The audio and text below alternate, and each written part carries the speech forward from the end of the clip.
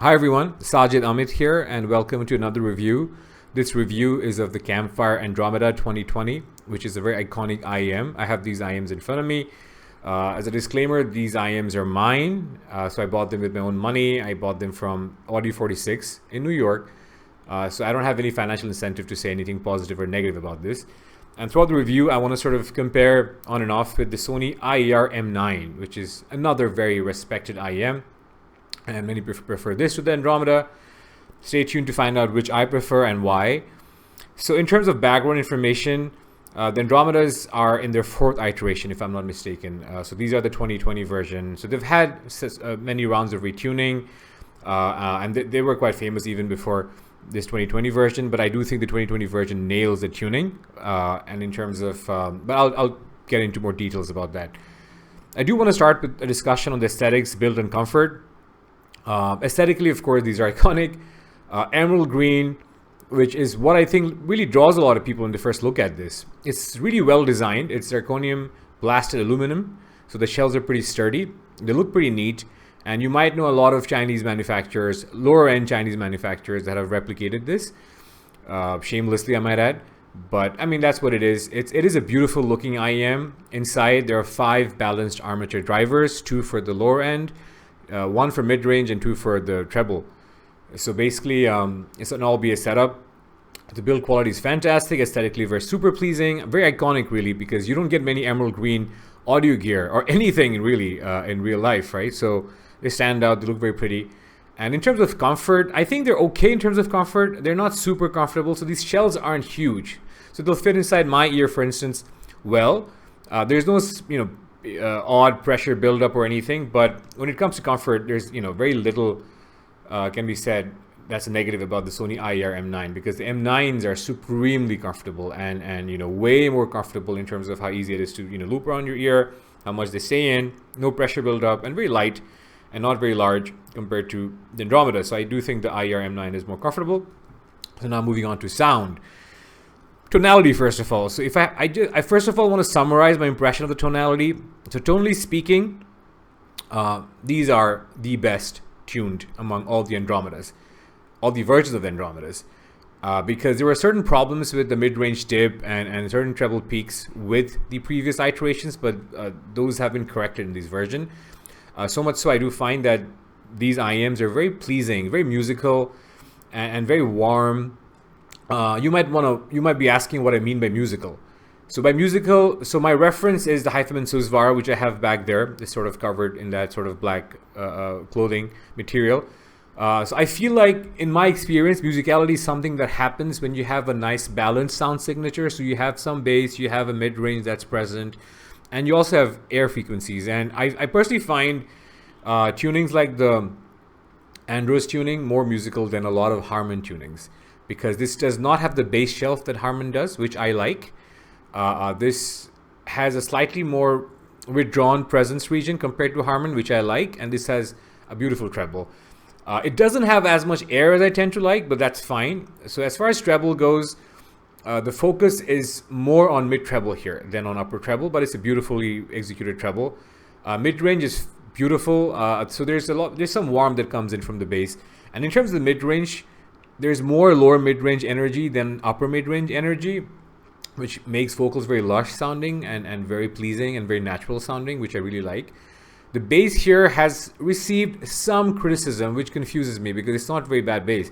When you buy a balanced armature IEM, I'm very sensitive to timbre, so it doesn't have the timbre of a DD IEM, right, or dynamic driver IEM. It doesn't punch as hard as a DD IEM, but I'll get into the punch later. Overall, the bass, though, in terms of the tuning, is less sub-bass focused and more sort of mid-bass focused. So you do get some punch from the frequency response. And overall, it's a very satisfying bass. It's not amazing, but it's satisfying. And as a matter of fact, although the IER M9 has way more bass energy, I don't mind the bass here. And in terms of slam, which I'll get into later when I talk about technical performance, I think this is fine. At least insofar as the frequency response influenced slam goes, because of the sort of focus on the mid bass. Anyway, so that's tonality. Overall, very pleasing, very pleasing. In terms of technical performance, I think it does deliver for the price. So for detail retrieval, the Andros are fine.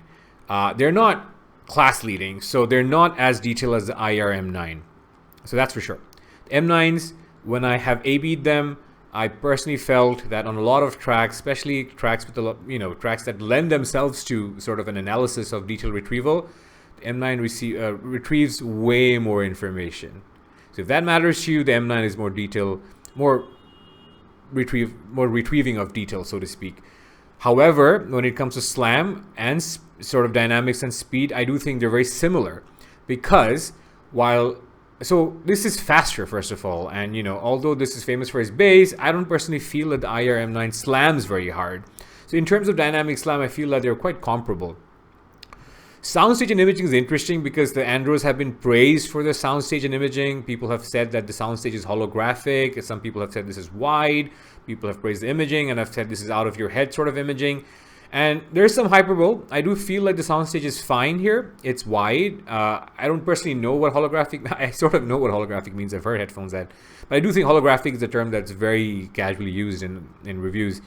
But what I do want to say is that the layering here is excellent. So you definitely feel sounds coming from you at different distances. And you can make out that the instruments are at different distances. So that's fantastic about this IEM.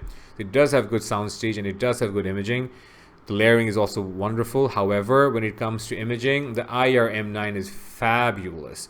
In fact, it is so good that on some tracks, I've heard things and a certain presentation of imaging that I don't think I've heard in a lot of headphones. So let me explain what I mean by that. So I was listening to some complex tracks, right? For instance, I was listening to Metallica's S&M album, which is sort of an orchestral version of Metallica. And what was really, really interesting is how on certain tracks, I felt the sound was coming from different directions. Almost, so it's not like my Sonos Faber speakers, but I still feel that the imaging was excellent. Like I heard sounds coming from here. So it's very easy, and you'll want to trace instrument lines with this because it's very easy to do. So when it comes to imaging, the IER M9 is class leading for its price. The Andromedas are great. Finally, to talk about timbre, I think the Andromedas have fine timbre. I don't hear anything out of order, out of whack.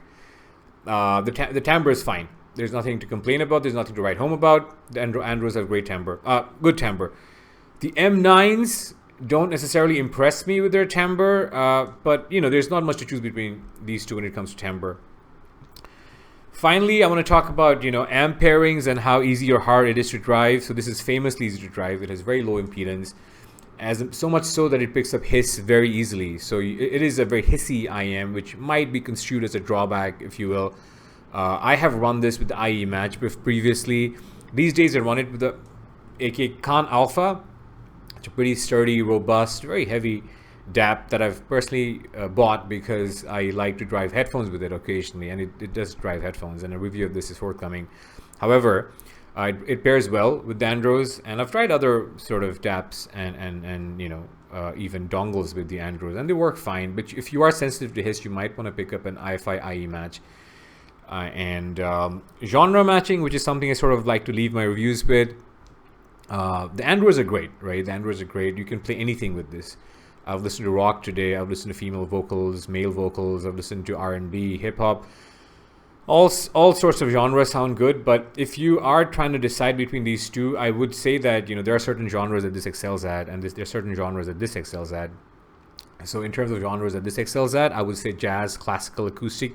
Anything that takes advantage of his well-done treble will be great. So for instance, if you have tracks that have the flute or the violin, for instance, this does not do as good a job as this does. The treble on the Andromedas are clearly better than the M9s. However, if you like more rumble, or if you generally like a bassy sound signature and you listen to a lot of EDM and rock, you might prefer this. Overall, I do think if you are someone like me who likes vocals and likes vocal clarity, you like this more because this can be somewhat muddy sometimes because of its sort of extended bass energy. Yeah, so that's that. In the end, if I had to recommend one for my personal tastes, I would personally recommend the Campfire Andromedas. They're still wonderful. And this is of course based on the entire presentation, the aesthetics, the build, and the fact that I really like good vocals. So my money would go to the Andromedas. Well, thank you for watching. I'll have more reviews coming your way. So if you like this review, do give a thumbs up and stay subscribed.